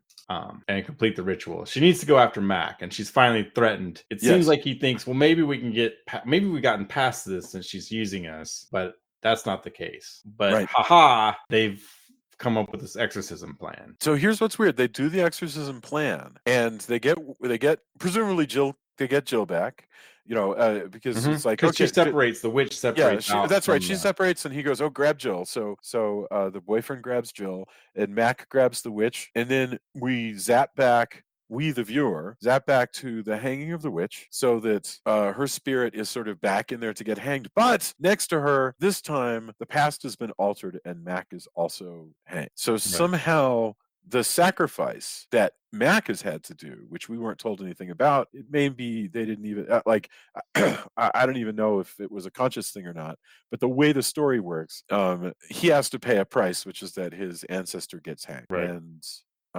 that's a twist. I mean, it's pretty nihilistic, but it's actually interesting. It's interesting the fact that when you see that, there's the impression that he possibly knew. And so even though he's been pretty crappy, we think he's pretty crappy at his job of saving Jill, it's actually his sacrifice that saves her. So it would have been very helpful if he had said something to the effect of, this is actually going to require more than I thought, or something, something that kind of hints that he knew that this is going to be a tough one or something, and just his understanding. I mean, maybe he didn't fully know, but it seems like when they do the plan that he knows a little bit. But it's a weird, pretty nihilistic, and pretty interesting. I mean, it's an interesting twist. I guess if you've gotten this far, we've spoiled it for you. But yes. And I can't even remember if I said spoilers ahead at the beginning of this. So let's add it if you want. I'll put it in the description. So spoilers for Mark of the Witch 1970 and Terror Beneath the Sea from 1966. So here's a very sad thing. Anitra Walsh, who is here 21 years old, she dies in 1980. So she only actually lived for another 10 years. Yeah. She does a great job. I mean, she definitely has, she does everything here. She's supposed to be cute at the beginning and Yeah. sexy by the end, and it's the 70s, so go-go boots and mini skirts are the norm, and Yeah. then turn that into gothy witchery. Not even gothy, just pure Yeah, darker, pulpy, sexier. I mean, darker she's witchery. like the sexy look-alike cousin character that would come on. Yeah, and she's fine. There's nothing online about why she died. Look, honestly, it's 1980. Forrest Gump tells us that there were a lot of people doing a lot of drugs. So I don't know. We don't know. We just literally don't know. She could have had a heart attack. We just literally have no idea what happened to her, other than she died in 1980. So. Yeah, she only did one other movie too in Yeah, 72. so that's a shame. But the boyfriend, he showed up on a lot of TV stuff. Robert Elston showed up, in a number of other things. So this is just an interesting like pinpoint in time. You weren't on the episode, were you, where we did Mars Needs Women? Did you do that one? I can't remember. Well, Mars Needs Women was 1965, and that was also shot in Dallas. And it's a very similar thing where it's kind of like, at the very least, if you don't dig it for anything else, it's a good snow globe of like life out of college. This is more than that one. Life out of college in 1969. You can just look in there and just see, look at those Budweiser cans, man. I mean, honestly, I'm not a Oh big yeah, beer drinker, but how cool is that? Look at those Budweiser cans. Look at right. these Is clothes. I that mean, is yeah, that pre pull tab or yes. so you? It'll Yeah, I mean at the time you had to have literally a can opener. Yeah, it's amazing, isn't it? Uh, I mean, the the it's the same this triangle one. By the those way, there is in 2014 there's a Mark of the Witch that's just another Mark of the Witch. it's not related to this? It's not a It remake? looks like it's sort of a remake. Oh, that's kinda cool that somebody went to that. I have no idea. That the newer horror, I will say, can be hit or miss. I have no idea. I don't want to cast aspersions on anybody who created that. Yep. But it's called Mark of the Witch, also called another Mark of the Witch. Huh, Um, huh. That's really interesting. I wonder if it's a sequel. I mean, but it's that would be 2014. I don't know. I guess we'll find out. It doesn't get good ratings. That's the one thing is I don't quite know why a lot of the lower budget newer horror doesn't necessarily resonate with me. I understand. I And well, for me, it because can there's be no snow globe. it's all over the map. And Yeah. again, as people know, I'm not one to just trash stuff because I like to trash it. Well, no, But but it might have I nothing always there when for I you. see these newer things, I've kind of been burnt enough as far as what I like and what my tastes are that a lot of it doesn't work. But who knows? I mean, this could be good, but it does have pretty poor ratings on IMDb, which is sad because you want people, I don't know, I want more people making cool stuff. Absolutely. So who knows? Maybe somebody will reply and go, "Yeah, no, don't take those ratings for real. That it's actually pretty cool." Or they might go, "Oof, Yeah. yeah, doesn't have the magic that the original had." No idea. If anybody's seen it, let us know. I'll probably put it in my queue just so I can compare and I contrast. mean, one of the so here are things that I found. Oh, by the way, pull tabs. It looks like this would have had a pull tab. However, it wouldn't have had the kind we have now, where you punch in the tab and so you No, don't no, lose no. the tab. Totally So pull tab this that had people the used to make necklaces out of and stuff like yeah. that. Oh, I'm old enough to yes. remember that. I don't remember as a kid the ones you see where you actually had to use a can opener No, that would have been for a drink. even earlier than that. Right. But yeah, so these would have the kind that just created all this damn litter of little Oh yeah, and aluminum if pull you've ever been tabs. cut by one, it's no fun. Yeah, yeah. you know, God, that just reminds me of those little cans of orange juice. Remember that you used to get? I can't. I'm sure you can still get them, but nobody in my life buys little cans of orange juice like I used to get in the '70s. And just like you open that up, it just smells like the past. But here's my thing about like horror that I haven't heard of, like past 2010 or something. I find a lot of times it's actually great. It just depends. If they spend a little bit more money and there's good color timing and a professional budget and stuff like that, I just haven't heard of it, then it's usually perfectly adequate. Like I was watching Christie the other day, which is this movie about a thrill kill cult that's killing, women at universities. And it's not a great film by any means, but it's competent and it's fine. A low budget picture with no color timing and amateur acting has to have a really interesting hook to be watchable, and Right. so with Mark of the Witch being an independent, probably maybe even public domain picture, it's very possible that like we could get together and just make a movie. But if you don't have, it's easy. Robert Rodriguez's story is half true, because if you don't have the ability to actually get a crew together to fix everything, you're like cruising for disaster. So it's hard. But yeah, so it's like it's truly hit or miss. I don't know. I'll find out about that one. Yes. So that's our tour of Mark of the Witch. There's so many of these small films. Can I ask you an overall question? Mhm. Like, what do you think? Like, if you were talking to like a coworker and he sees on your desk that you've got like this episode open, and he could say, I don't understand, why are you going to waste your time with a movie that the people who started it are dead? The guy who directed it 76, and he's mostly retired. And who cares? It didn't change the world. Why spend a couple of hours looking at this and then tomorrow night doing it again and again? Like, what's the point of like digging deep into the bag like this? I don't know. I guess that's the point of what our particular podcast is. I True. think, for whatever reason, I think the appeal of hanging out and talking about weird movies is something that we can do more of now Yeah. that we have access to all this. I mean, there's a time where maybe you could find this on VHS, right? Yeah. But also you had to catch it on maybe cable, maybe on a horror movie late show. Certainly this wasn't. I mean, I wasn't born yet, but even then, like up until the early 80s, seemed to kill. VHS killed a lot of the, hey, there's a late night horror movie or something similar, right? Or Yeah. revival cinema. When I was in Kerrville, when I was in kindergarten, or a little bit before, I saw, for example, Zorro, and my parents took us to Zorro and Pete's Dragon, for example. Because are you talking about Disney the had done Zorro with Frank Langella, the the one? black and white one? Oh, The wow. Disney, it was a Disney double feature. Sweet. At another point, the movie version of Green Hornet was compiled episodes. So there was that whole repertory, like where things you didn't have VHS. Yeah. You had to either rent a film reel and a projector from a library, or have one if you bought one and were lucky enough. And that's how a lot of early sci-fi stuff, people would get 8mm prints or 16mm copies of things. And then, so the point of it now is, hey, I like weird stuff. I've always had, through choice, I guess, just I lean towards that. And I think you're probably in a similar boat. This is stuff I've always enjoyed. It's rarely popular with other people. Right. So I formulated my own opinions. And that's why I never understand why people are so angry when people don't like a thing that they like.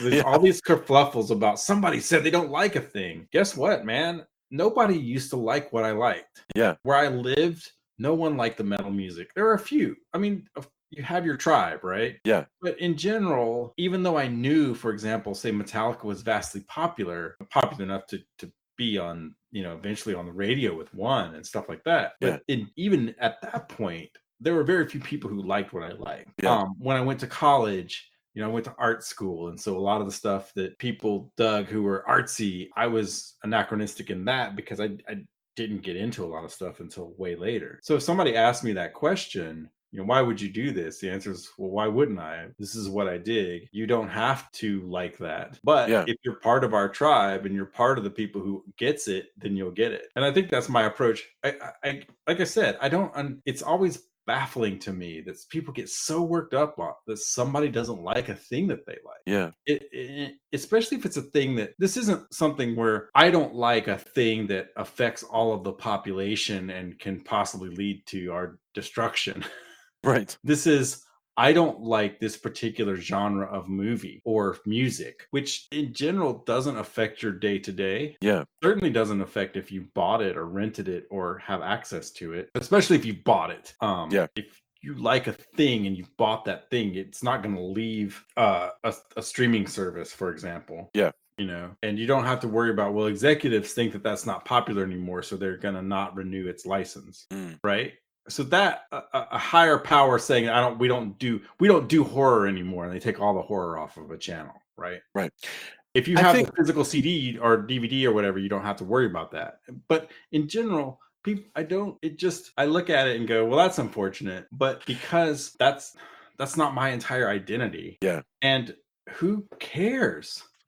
Who cares? Like, in your day to day, like, why is it? Why are you so angry that this one person or a collection of people? Because there's plenty of other stuff they probably don't like. I Yeah. don't. I look at, if I like Richard Stanley, but if I meet Richard Stanley and he tells me I hate thrash metal, Yeah. it's fine. I still like him. Yes. If a horror movie, if somebody, some higher up, if I meet Ryan Johnson and I like Knives Out's great, I think his movies are cool, and he goes, I truly just despise Japanese rock music. Mm. I can't stand it. I don't understand. How do you even listen to that crap? Yeah. I'm not. If he's a dick to me, right? Right. Like, if he goes, you're a terrible person for liking that. I hate your guts, or acts like an asshole, turns around and walks off. I'm gonna be like, wow, but I'm not gonna care as much. Again, that would be me, and not to say that he would ever do that. This is just Actually, I'm just naming names. These are.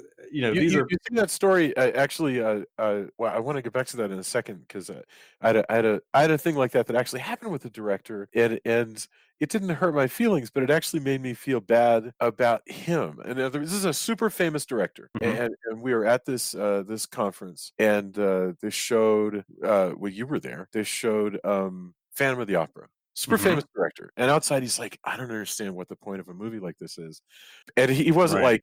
like teach me, like I want to know. It was more like, I can't believe somebody would waste my time with this garbage. And I was like, how can you call yourself an artist and feel like that? Well, there's certainly, dude, I get that in a way. Yeah. There's stuff I truly dislike. Sure. Yeah. And I would say that where we're at, everybody's kind of in that cinema vibe, and you feel freeing. Yes. In a way, like, oh, that sucks, or that's cool. Yeah. Because I guarantee you there's just as much that's super cool, right? Yeah. As there is, I hate this is terrible. Yeah. And it can go either way. Yeah. But again, I just, when plenty of times people look at me like I have two heads, or just, why would you even bother with this weirdo crap that you like? Even though I work at a company full of nerds and movie geeks, there's still some people go, that looks like garbage, and I don't understand how you could like it. Or how can you listen to that noisy music? Yeah. I can't stand it. But I might go, I don't understand how you can like this pop music, which just sounds like every other pop song I've ever heard. Or even some indie music, which is a million of the same song. And this is coming from somebody who listens for a lot of nuance. I'm not saying I'm a musicologist or whatever, but a lot of people like a lot of stuff and it's fine that you don't like things, and it's fine that other people don't like things. But to get I back don't understand where people get mad. I'm not going to get, I guess the roundabout point is, oh, and you have two choices, right? Yeah. I've been going over this a lot. So if somebody comes to me and says, why would you spend your time with these two movies? Don't even have IMDb entries, and why are you and Jason hanging out and talking about this stuff and hoping that other people like to hear it? Which, again, I hope everybody does. Hey, everybody. That I would say, I'm not going to get mad at that, but also you can approach it in the gatekeepery way, where you go, well, if you don't like Terror of the Deep, there's something wrong with you and you suck. Why would I even hang out with you? Go pound sand. Or you can go, well, I like this, but let's say it's somebody at my work who likes, other crazy Japanese movies, maybe like Godzilla. Yeah. And I go, well, maybe Terror of the Deep is kind of deep cuts, but you might, if you like sci-fi, you might like Message from Space, or have you seen Ultraman or Ultra Q? And just kind of throw a few things out there. And if they tell me, yeah, I've tried a bunch of stuff, and that crap is weird, I don't like it, we can still remain friends. I'm not going to suggest crazy stuff like Terror of the Deep with them, or I don't like all that satanic witch stuff. How can you even like that? Well, there is The Exorcist, which is really interesting, and there's a few things, and I like it because I lived through the Satanic Panic, and so some of this stuff is interesting. Or maybe this color palette, like, if nothing else, maybe you can learn from how they shoot this kind of scene. And if they don't dig on that, then hey, that's no harm, no foul. I just know that since I grew up where I grew up and just kind of found my way through music and media, if I had encountered, let's say when I got into punk music, if I had encountered somebody who said, oh, you like that band and you don't even know about this other band, which I wouldn't have been exposed to because I didn't have anybody to expose that to. Right. I definitely probably would have hated that music because here is the representative who's just a dick, right? Yeah. But That's instead, I true. just That's encounter totally true. and you have a choice. You have a choice when you encounter that. You can go, do you even know what happened in Thor 137? Ugh. Or you can go, there's this really cool arc of Thor. If you like the movie, there's a trade paperback that I think you'd really dig. And if they go, I don't care. I just want to see the movies. Cool in the gang. I think And I just wish, I don't know. I just wish that was more of the norm is you suggest don't be a gatekeeper who holds it against somebody. It's an opportunity to be a teacher. yes. I agree But with you completely. that's your choice. I don't know. But I feel like I've got an even more selfish. Well, I mean, I think your first answer was very similar to where I am, which is, it's just what we do. We go deep. Sure. But there's this other piece though that is like, you and I and some of our listeners who are into this sort of thing, we will go deeper and we will dig and find new stuff. And that stuff helps you create new things. Oh, absolutely. Because it shows, it's like looking at a vestigial piece of evolution that is forgotten. And so when you're casting that in your mind and going, what is something that inspires me to think, what's the most crass way, if I'm gonna lift a moment, what's something that I can do something like how about we do a thing like this or a thing like that? And that's the way your conversation goes, right? How about a moment like the Potemkin stairs becomes the moment in the stairs on the Untouchables? The deeper you go, the more cards you get in your deck. Right. Well, it's fine art school, even though at first it was college. I didn't want to take a bunch of extra classes that cost me just an incredible amount of money. Yeah. But I learned later the difference sometimes between when somebody was suggesting something or calling out something, having a broader knowledge of art, a survey of art. Yeah. Helped me in pulling out, well, what if it looked like this painting? What if it had elements of this or this genre or this, and I think that like we said before, the further back you go, you can make, let's say you're really into Tarantino, you can make Tarantino-esque stuff. And if you're competent enough, it'll probably be pretty cool. Yeah. But if you go into the things that he liked and then go back to the things, I mean, he's pretty obvious in what he likes because he just strips that off. And that's fine. Right. I'm totally cool with that. And I mean, he admits it. But if you go, the further you go back and the more you study in that realm, I think you then it's like you said, you have more cards. You have a broader range of things. Now I might have done a witch something. Right. But now what if I do a version that's, the witch pulled into the modern era because I get this tangent. Like because this inspires you and you're thinking, okay, let's say we do a thing like that. Like what are the gags that you would have? I use the term gag loosely, but the gags you'd have in 2020. Right. What would be super different, and also you could take it like you were talking about too. We talked about, what if we created something where it is a gag, like it's played for humor, right? Yeah. You could do a humorous one. Or what if you did something where a supernatural, a witch, a coven truly looked at, wait, we didn't have the power that we have in the 20th century. Yeah. What if we took the pure unbridled, let's say these witches are more powerful because what they learned then that we don't have these books now, right? So you take somebody who's super powerful and then decides to use technology to even further that. That's a different take. But you may not get that if you don't go deep in these movies. Maybe you would, but also what's cool is, to be honest, the other thing I would reply is, if you start watching this weirdo stuff and the needle starts ticking on, hey, look, a bunch of people are watching this weirdo stuff that we hadn't planned on. Yeah. Hopefully some of the people who get residuals. I don't know how super good point. I have no idea how that monetization works on Prime. I don't either. I don't know if Mr. Moore is actually still getting money off of this movie. I have no idea. But yeah. Also they might go, wow, that's ticking. Either A, we should make some stuff like this because for some reason that's popular, or B, why don't we put more cult cinema up on the site, because for some reason people are watching that and that's bringing people there, and Yeah. that's also what you can hope. And I think that's why people get mad, is because they think, well, if people think that's terrible, I'm not going to get more of the thing that I like. But Yeah, I think that's for exactly super right. popular things, by the way, that's ridiculous, because but here's the bottom line. None of a person telling you, like, if somebody comes out and says rock and roll is dead or hip hop is dead or whatever, and any of that music is still making money for anybody, that's just false. Yeah, Because everybody's going to do the thing that makes them the most money. That's the world right. we live in.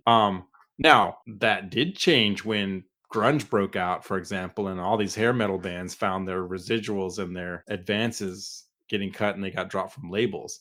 Yeah. I just don't think, again, let's name the kerfuffle. I don't think they're gonna stop making Marvel movies Right. because somebody says they don't like them. I mean, there's Marvel movies I don't like. I think it's cool that we have superhero movies. I'd be stupid. I'm happy that that's a thing. Yeah. But the only way that those stop being made is if they stop making money, and that doesn't look like it's happening. Exactly. So that's the thing. Again, vote with your dollars or don't. That's all you have right now in the capitalist society. There's Well, a director who makes horror movies who won't cop to it, and I hate that he Yeah. demonizes horror movies by being so cagey. I don't go to that see his weird? films. I think he's a fantastic director. He may be Yeah. the coolest cat on the planet, but watching interviews, I don't go see his movies. And that's Yeah. how I vote with my money. Yeah. And that's a choice I've made. And that's a choice you can make or not. It's my own choice. Right. I'm not telling Right. people not to do that, but that's how I personally feel that way. And I don't go see his movies. I also think that you could you could leave it to people, so that if somebody why would you spend so much time with all this obscure stuff? It kind of basically what I would say is, if you, to some extent, if you want to go down the rabbit hole, it might be fulfilling for you. If you don't, like, if you're basically, if your main thing that you want to do is go out to the driving range and hit some balls and like watch whatever's at the top of the list, that's cool. My artist friends will watch the deep stuff and they'll start making new stuff and you'll dig that. In other Sure. words, not everybody is going to dig deep, and that's fine. Mm-mm. That's just totally fine. I mean, I see people all the time who also go, how do I get my friends into this thing I really like? Boy, I wish I knew. And I think, well, sometimes the further question is, are you sure they want to? Or are you just constantly, because I've been the overzealous music fan who goes, you got to check this out, because I wear all of that on my sleeve. Sure. Are floating around me, or just I'm covered in whatever I love. That's just the way it is. It's very obvious. Yeah. And I just like too much. I've been accused of liking things too much from more cynical friends of mine. I don't know how that works. I disagree, but okay, sure. I also wonder though, hey, how do I get more people into this? You can show them some tangential stuff, and I think it's cool because people usually give really good suggestions, but also make sure your friend or significant other really wants that. Yeah. Rain and I have been together since '96. Yes. And we've been married since 2000. I wish she would go to the movies more with crazy stuff I dig. Yeah. But I'm also, and I think it's funny I'm telling you this because we've got Julia on the podcast, her whole part of the reason she came on was to be the not legitimate horror fan, or not right. not as invested horror fan, although she likes the stuff. That's kind of the point, is to although this is episode 281 right? That we're on, by the way. So exactly. By now it's difficult to really determine that. A lot of people, your significant other may not be into that. I'm not big into just, no, you have to like this because I like it. Right. I think there's a case for it's cool if you don't. Right. It would be a lot nicer if we like the same things and could watch more, because there's stuff I watch late at night because Rain isn't into it. It'd be neat if we could share our time doing that. But I'm not been out of shape or angry about it. There's times where she's watching a movie and it's not my bag, and I do other stuff. And that's fine. Yeah, well, that's the other thing, is you have to recognize that you can have a healthy relationship and still diverge in some of the things that really inspire you. You have shared things, and also things that are totally, like, Julia is never ever going to be like super into surf movies like me. That's just not going to happen, Right. and that's fine. That's totally, that's cool. And I was at your wedding in 2000. I've been married since January of 1994, I Right. guess. And I think God love her that she actually has been willing to do a horror podcast for two. Right. Yeah. But I mean, I say, like I said, I say this, and then I'm kind of laughing because we roped Julia into. yeah, but having said Um, that, uh, you know, she won't do any more than that. Like I'll say, "Hey, do you want to watch this thing?" She'll go, "No, unless it's for the podcast. I'm not watching it." You know? and what a trooper! Thanks, Julia. Yes. I don't know if she'll Okay. ever listen to this, but Yeah.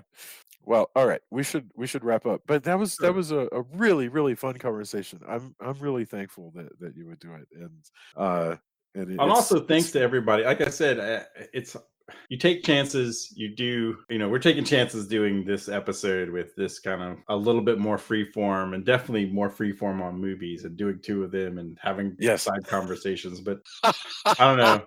I guess if everybody, either you're in it to basically be sitting at the table next to us at Mozart's, Yeah. and you go, wow, these two guys are talking about something and it was kind of cool. Or you're like, oh, please, dear Lord, get Julia and Drew back.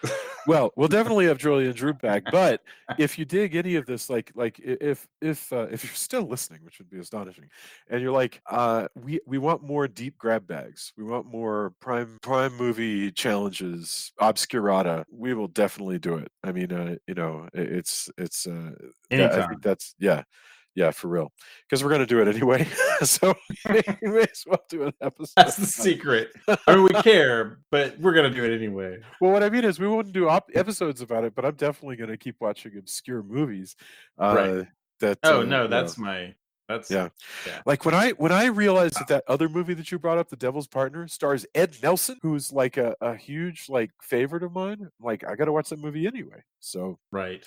anyway, I'm Oh, so wait, we should thankful. do endorsements though. Oh gosh, yes, endorsements. So I'm curious what you've got, because mine is way off, because as far as watching stuff, all I watched was what we chose to watch.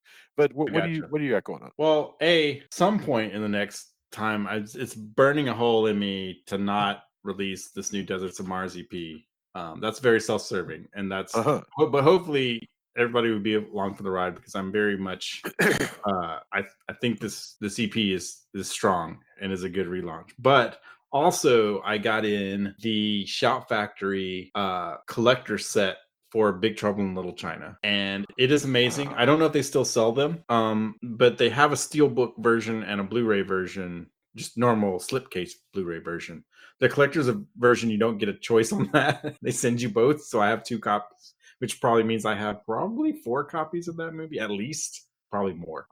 But it also came with this cool box with the truck, the Pork Chop Express embossed in silver, and a Aw. 45 size 7-inch of the soundtrack, the main theme, 2 discs, regardless of which Blu-ray version you get. There's 2 discs worth of stuff. I got 2 different posters in it.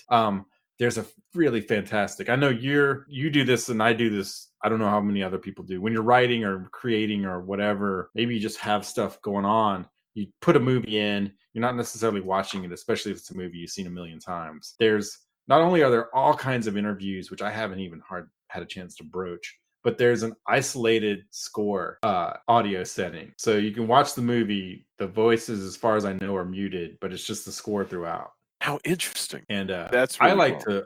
to fall asleep to stuff like that. Oh, it bugs me. It bugs the hell out of me. You know, the one I like to fall asleep to the most is Marauder's Metropolis. Yeah. And I have it on Blu-ray, so I can put it in my Blu-ray player if I want to fall asleep to it. It keeps coming to services and then leaving. So just Huh. last week, I fell asleep to that movie like about 4 times.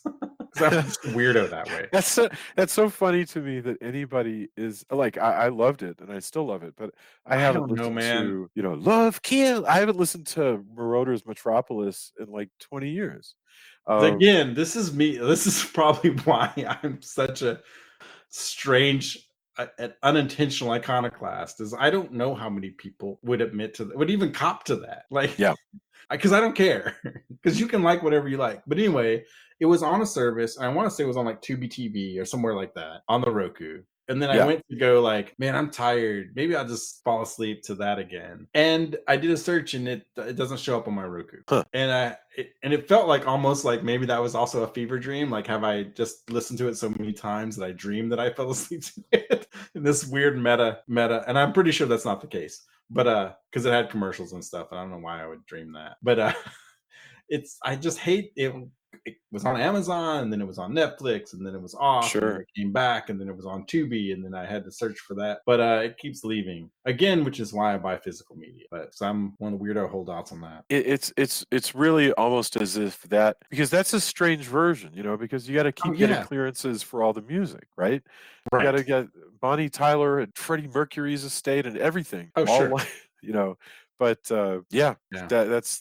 that is really, thank you for reminding me of that. It's again, you're getting whether or not listeners want an unfiltered stuff from Tony. There you go. I think that's that's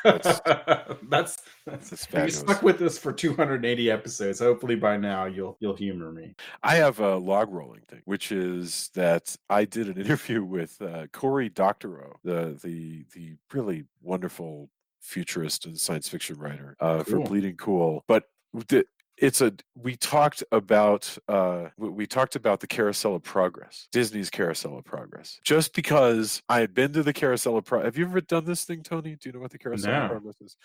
Okay. Really quickly, like 10-second version. Walt Disney at the 1964 World's Fair built a giant carousel of sorts where the stage sat, a big round stage sat still. You and the audience spun around it. And each time you moved, like imagine that your chair moves moves counterclockwise. And each time it does, you'll pass a wall. And so you're looking at a new scene. And the carousel just shows scenes. And it shows scenes through history, through the 1900s and then 1920s, 1940s, and then quote unquote today or the near future. And it was just about how technology changes humanity. And it hasn't, and after the 64 World's Fair, they set it up at Disneyland and then they set it up at Disney World. And it hasn't been changed since 1993. It hasn't been updated since 93. And it is... You played in reverse. Is it the Carousel of Digression? Which I kind of want to see as a post-apocalyptic, like, and he entered the Carousel of Digression. Well, first of all, it would be like kind of like Waxworks, I guess. But one of the reasons I interviewed Doctorow was because he wrote a science fiction novella back in 2011 about a post-apocalyptic guy who has taken it upon himself to preserve Disney's Carousel of Progress. That's number one. I like it. Yeah. Anyway, super cool. It was a very interesting conversation, and I really enjoyed it. And it went up today, so I totally recommend that people check that out. Something. By the way, funny thing, you put an article up on Sunday, and I'm always tempted not to tweet it until Monday because I kind of feel like people don't actually look at their Twitter on Sunday. Maybe I screw that up all the time. I'm terrible at social media. The way the rules of social media. I have to promote my bands and crap like that. Yeah. But I really should learn because I have friends who are like a billion followers and everybody, they're influencers. I'm just trying to get people to just please listen to my work and read a comic book that I wrote. Please, oh please. In amongst me posting about Arc 2 as the Cybervan. I have my Twitter, just me posting dumb crap. Did you post the Highwayman the other day? Did I see? Oh no, somebody else did. But then I replied. They're like, "Oh, here's the Cybervan," and I said, "That'll work as long as nobody knocks off the batteries off its driver's shoulder." See, now that's a deep cut. Which is deep cut because Jacko, who was in the Highwayman, also did battery commercials. Yeah, he did. My tweet is for a very curated audience of people around my same age who are going to get my really stupid jokes. Like when I post, there's a Arc 2, which for anybody younger than us I was young when it was out. There's a post-apocalyptic thing. There's a thing called the Landmaster, which appeared in Damnation Alley and a bunch of places. It's also on display and this huge thing. So when this whole Cybertruck thing came out. Oh, here's a cyber van. I posted a picture of the Landmaster. I found a van coming out of the Landmaster, which looks like it would be a companion to the Cybertruck, and was just like, hey, look, Arc 2, predicted the Cybertruck. Yep. Actually, RoboCop is closer to what it looks like. But anyway, that's the kind of ridiculousness that when I'm not talking about music and stuff I love, I'm terrible at it. Those rules, and the answer, by the way, I think is you tweeted on Sunday and then you just tweeted again on Monday. Yeah. But anyway, I want people triple to tweet listen it. to that. Quadruple tweet. I don't know. Maybe that's it. Maybe we need more announcements, like the way that radio announcers used to be. We've tripled it. We've tweeted it thrice. Yes. A new Absolutely. legend. No money gets you the whole seat, but you'll only need the edge. Right. Of this new interview, which I tweeted last night. It sounds so terrible and stupid. It almost sounds like also like one of those alternative marketing things where we're going to make this commercial so crazy that people have to pay attention and talk about it, right? Like the guy where he had the thing that you applied directly to your head. Yeah. Whatever happened to that guy? Apply directly to your forehead? I don't know. Maybe that's how. Maybe we can since there's a nostalgia trip. Maybe that's how I'll do it. Like new Deserts of Mars CD, apply directly to your forehead. Yes. Can we just use that? All you need is a picture of a girl holding the CD up to her forehead, like in the commercial. Just bring back. If I could just start. The way meme culture works, maybe I just need to revisit. So I'll have like a Taco Bell dog with a helmet that's like Yokero, Deserts of Mars. I really want to get your listeners to take. Where's the beef? CD. Take the CD and apply it directly to their head. I want to see pictures of that. Not literally, it can cut you. It is still sharp. Well, not if you put the flat part. Right. I know. I guess what I'm saying is I don't want to get sued. Right.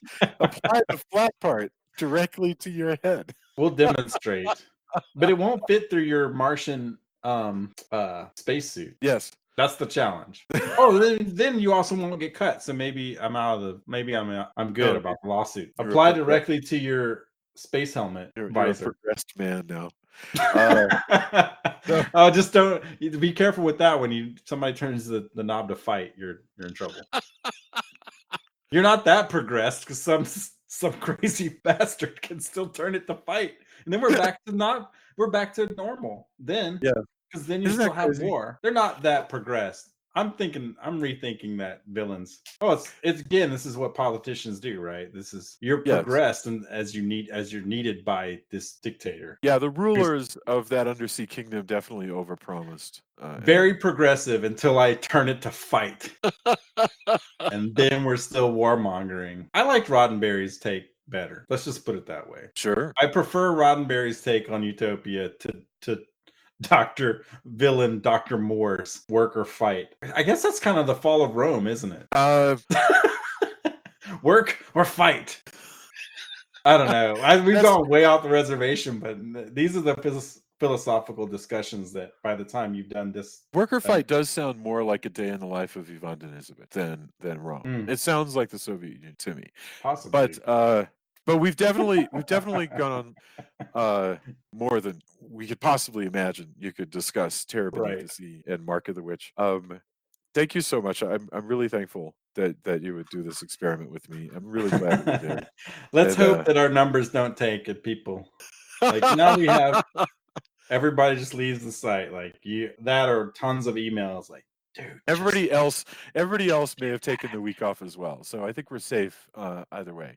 Yeah. But have a fantastic night. I'll talk to you this week, I'm sure. Awesome. Take care, everybody. And thanks again for hanging out with us. Yes. Thank you, my friend. Thanks, everybody. Bye.